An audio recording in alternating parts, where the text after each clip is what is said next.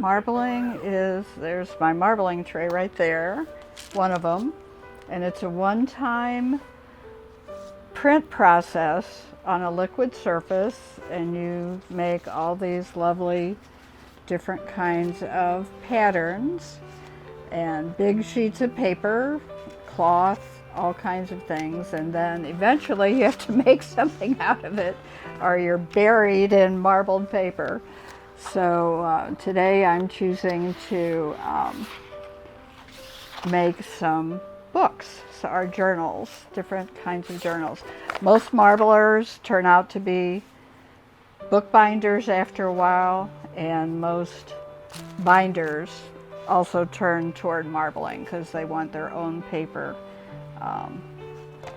to work with. So I start with what's called carrageenan, which is a powdered dried seaweed, and it's a food thickening agent. You basically have it in your toothpaste.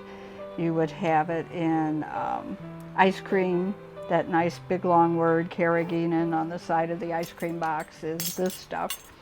And it gets whipped up in a blender, and it's very, very thick, kind of like Jell-O that hasn't set quite enough. And then the paints I use are golden fluid acrylics, and they float on top of the surface.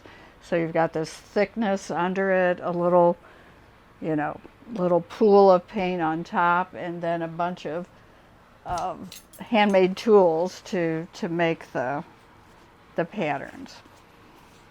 I like paper the best, but you could marble fabric.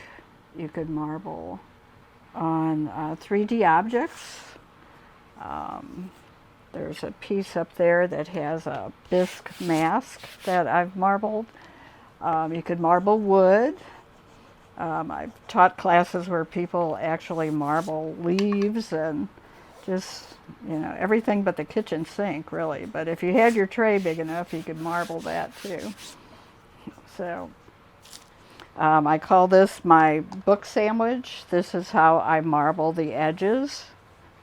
But the fun part of these are having the edges marbled, and then the leather, what becomes the leather cover, also matches. And I do real long scarves, 14 by 72 inches, which means my tray takes up the entire 8-foot table. So it's kind of quite a process.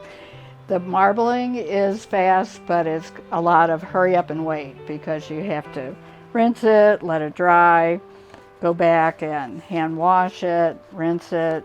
But I do offer classes up in this space, the studio. Kind of started with Hands on Gatlinburg, 9-10 years ago. And people really enjoy the small, intimate, 1 to 3 or 4 people in a class. And then another really quick and easy kind of marbling. I almost call it a faux marbling, but it is marbling.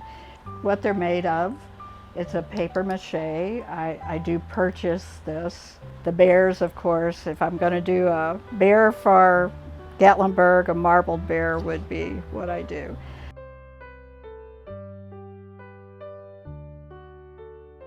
The Cliffdwellers is located on Glades Road in the Arts and Crafts community, right next to the Jim Gray Gallery.